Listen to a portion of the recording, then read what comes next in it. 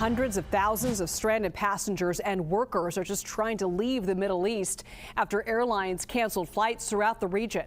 Countries including France, Spain, and the UK organized flights for its citizens from Israel, Oman, and the UAE. Passengers from Abu Dhabi arriving in Heathrow described hearing explosions and military jets. And there were happy reunions in Taiwan when the first direct flight from Dubai landed. Flight Radar 24 shows a massive drop in air traffic over Dubai there. Take a look at that. Last week, there were about 1,200 daily flights. Now, there are less than 100 each day. And many Americans are now trying to evacuate the Middle East as well after the State Department issued a warning to depart now. CBS News foreign correspondent Raymond Inocencio spoke with Trent Burns, who's a Florida man who's stuck in Qatar. Not only can I not go home, but safety is, nowhere near guaranteed. Can you walk me through what's been happening? The majority of it's been happening at night. It's 2 o'clock in the morning, wake you up out of a sleep. Everybody goes outside to take a look at what it was. And then they come on with like announcements, go back inside, shelter in place, that type of thing. We saw on Facebook that you wrote, "I have contacted every number I can find and have received zero help." Tell me about that. The U.S. government has been absolutely disappointed in this situation. We were registered with the embassy before we even got here, and we knew about nothing happening until a missile was actually intercepted not far from where we were working. But as I'm contacting the U.S. embassy, the first time I called, I got a recorded line saying that we're closed today. So then I started going through the contact this, contact that. They led me to a 202 number, call for help with evacuations. And the guy basically said, make your way to Saudi. Just get there. Just however you can, just get there. Just get there. And he essentially said, well, the government's not assisting.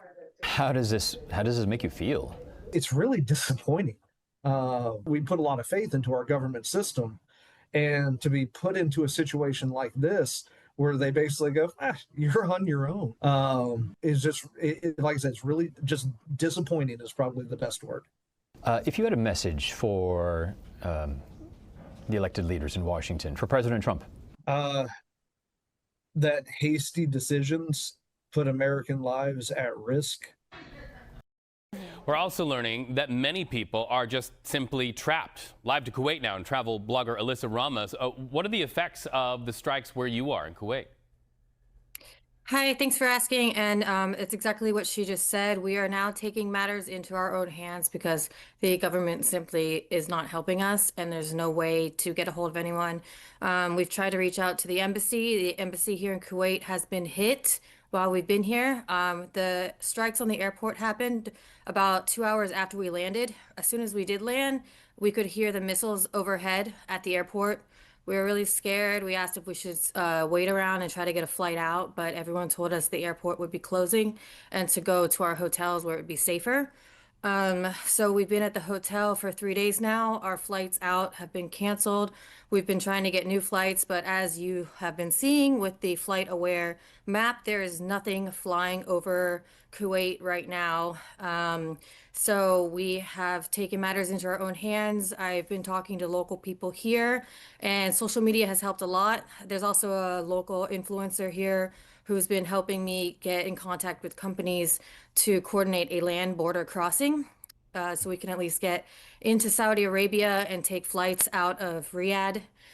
There are 5 of us with me here, and from Instagram, I've asked if anyone else needed help, and about 20 people responded that they're also stuck here in Kuwait without any help from their governments. Some are Americans, some are from other countries. So basically, I just created a group chat for them today and dropped the name of the driver in there. So 4 people got out today. They confirmed crossing the border into Saudi Arabia safely, and they're on their way to Riyadh, and hopefully we will do the same tomorrow. But we have been hearing the missiles and drones overhead nonstop for 3 days. We hear the collisions from the interceptions. The Kuwaiti air defense has been doing a really good job at intercepting almost every single one of them. But it is nerve-wracking. It's terrifying. We hear the sirens all day, all night, in the middle of the night, and then we hear the explosions in the sky. And of course, we see the news of places around us getting struck, mostly by falling debris, but they are targeted. And it's just really scary. We're just really hoping to get out of here. And as you wait to see if you can get that border crossing and get with the other people who you're working the logistics with, what are the day-to-day living situation like? I mean, I'm thinking about just getting food, going to an ATM, being able to tap into media, internet. What is it like? To be honest with you, I booked a good hotel before coming here. We had no idea this was going to happen. So I booked a nice hotel. It's a Kuwaiti hotel, which I feel really safe at because as we saw with Dubai, it seems like the American and tourist hotels and residences are getting targeted. So we have had access to ordering food. It's also Ramadan, so it's either way, it's a bit hard to get food during the day. But it has been fairly simple, easy for us to get food, and the hotel has been making sure we all have plenty of water. But we have been advised to shelter in place and stay inside, so we've been doing that. We did leave earlier. We're right next to somewhere with an ATM, so we did go and get money out with no problem. So we have cash for the transfer tomorrow. All right, we wish you safe passage, Alyssa Ramos. Please stay in touch with us. We would like to bring your story to more editions of CBS News 24/7. Be well and be safe. I appreciate it. What's your biggest fear right now, given the war that's happening? Like getting stuck there and not being able to come back. You know, we don't know anyone in Jordan. We can it's all like I want to stay here. We also saw news that Secretary Rubio was scheduled to be here on Monday. We thought, okay, maybe we have a few days. We've had more than 10 calls already from constituents asking, how do I get out? I want to bring in CBS News intelligence and national security reporter Olivia Gazis. Olivia, what is the State Department saying now about getting Americans out? Essentially, earlier this week, they were on their own. Absolutely. It has definitely taken a few days to start getting any sort of consistent information from the State Departments. Those updates are now coming with a bit more frequency and detail. As of today, the department says it's helped roughly 6,500 Americans in departing the Middle East, whether by providing them guidance and information, as you heard, or in arranging transportation to the commercial flight options that are still operating out of the region. That's included overland routes and charter bus services to the areas where airspace is still open. Officials have not yet publicly confirmed whether military aircraft or charter flights have been leaving, but they keep saying they're working on it. This afternoon, the department began circulating a new crisis intake form tailored specifically for Americans who are looking to depart from four areas: the UAE, Qatar, Israel, and Saudi Arabia.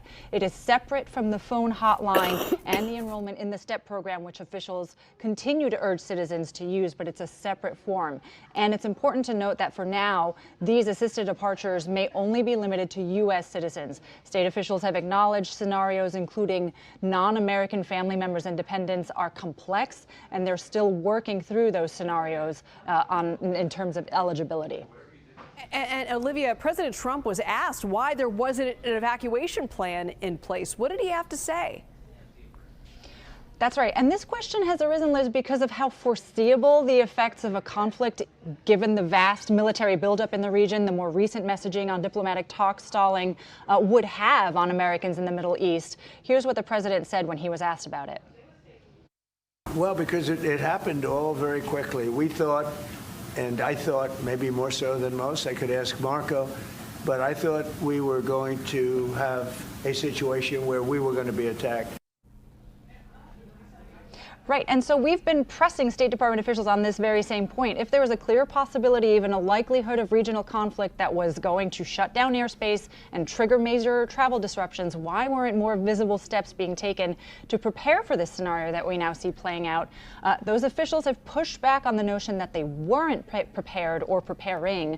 One senior official told us today This is not our first rodeo arguing that the department had managed these very complex evacuations and crisis responses before, but saying every situation is unique and contingency plans are constantly being put in place to help Americans who might need help. They have also denied, because we've asked them, that prior downsizing at the State Department has had a negative effect on these efforts, Liz. But for a lot of Americans still stuck there, it's hard to see. Absolutely. It has to be so frustrating. You're just trying to get out of this very dangerous situation. Olivia Gazis, thank you so much.